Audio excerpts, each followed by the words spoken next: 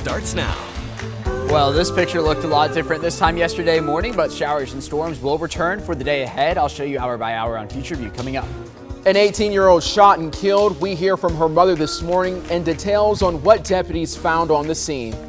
And an initiative designed to help people walk away from gun violence. We share more about the Macon group behind it all. And School of the Week is finally here. Which school we're celebrating for an A+ program for gifted students. Good Friday morning, Central Georgia. You're taking a live look over the fairgrounds in beautiful Houston County. The time is now 6:30 a.m. on this August the 26th. How are you feeling?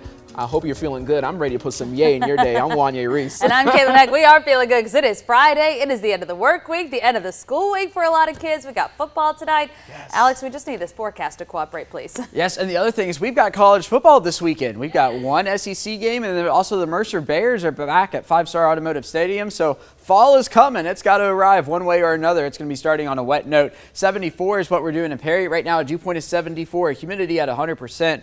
And you throw some calm winds in there. We're developing some fog in a few spots. Looking at 74 in Macon as well, 75 in Irwinton, 75 in Dublin, and 73 in Hawkinsville. We've got 73 in Rochelle and 74 in Wrightsville. But here's what I'm talking about in terms of the fog. You can see visibility down to about 4 miles here in Macon, below 3 miles there in Butler. We'll see this map shift around through the morning hours and see some more fog develop as the sun begins to rise.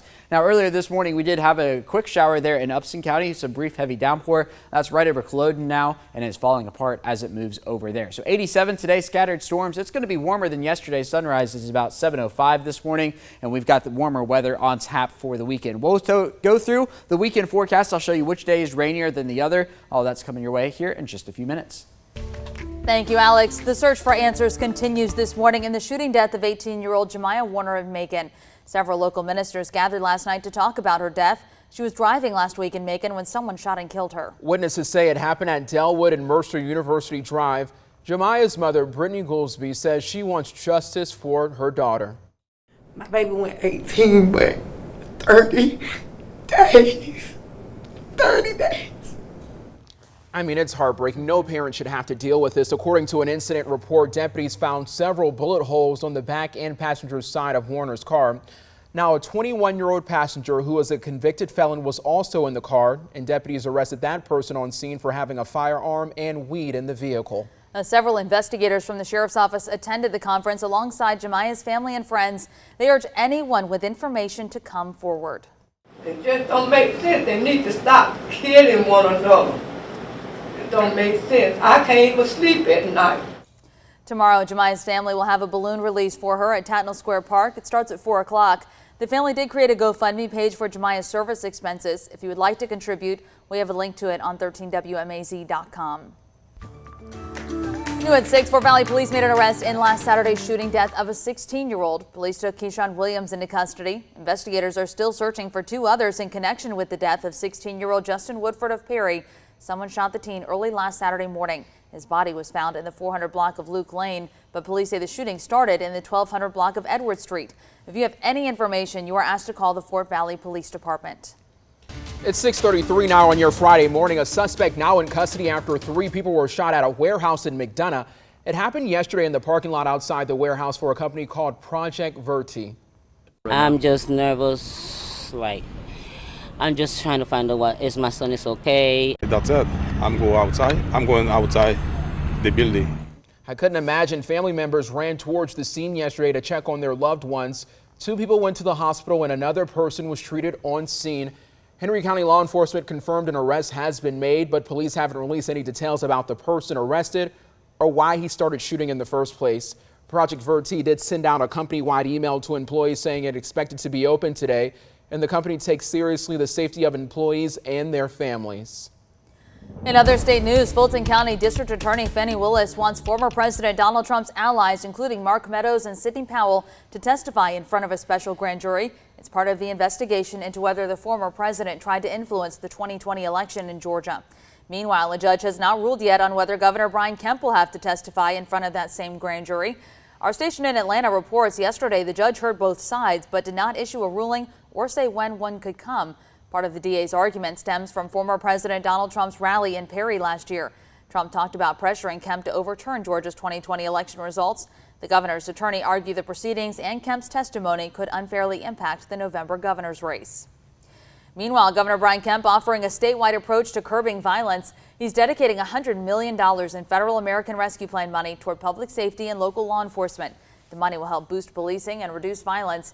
The governor says local agencies can apply for up to $1.5 million apiece if gun crimes worsen during the pandemic in their communities.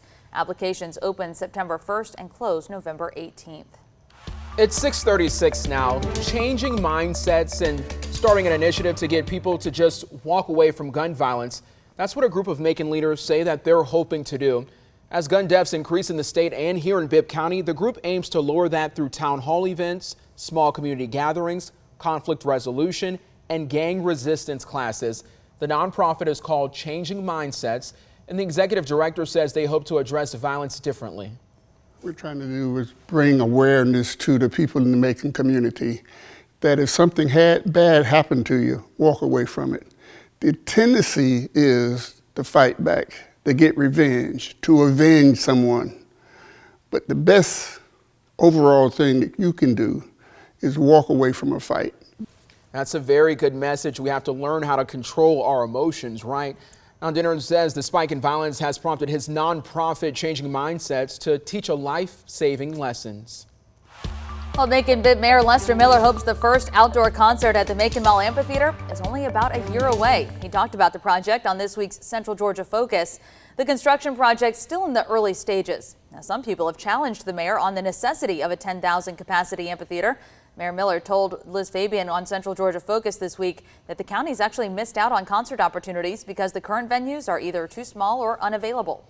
The people that manage our facilities have done a great job of putting those people where they need to go, but we've turned away many acts. Also, they're going to follow the dollar. I mean, people that want to perform at a location south and north of here, Macon-Bibb County is right in the middle of that. They can pick up an extra act here in Macon-Bibb County. We're already getting calls. We've already spoke to people ourselves. We're looking for that first opening act and many to come. The mayor also talked about crime and homelessness. You can watch Central Georgia Focus tomorrow at noon right here on 13 WMAZ. You can also stream it on the 13 WMAZ Plus app. Tomorrow, the Mercer Bears return to the Gridiron. They kick off the 2022 football season in our state at 5-Star Stadium, hosting Morehead State. They have a whole day planned with a beer garden, music acts, and the Bear Walk at 4:30. Then Corey Smith headlines the concert series right after. The game kicks off at 7 p.m. It's 6:38 now. In just a few hours, Stratford Academy will remember one of their own with a blood drive. The school's Key Club will host a drive to honor Walker Bethune. It's a senior who died from a lightning strike last summer. Folks from all over Macon came out last year for the blood drive. The Red Cross collected, get this, 81 units of blood.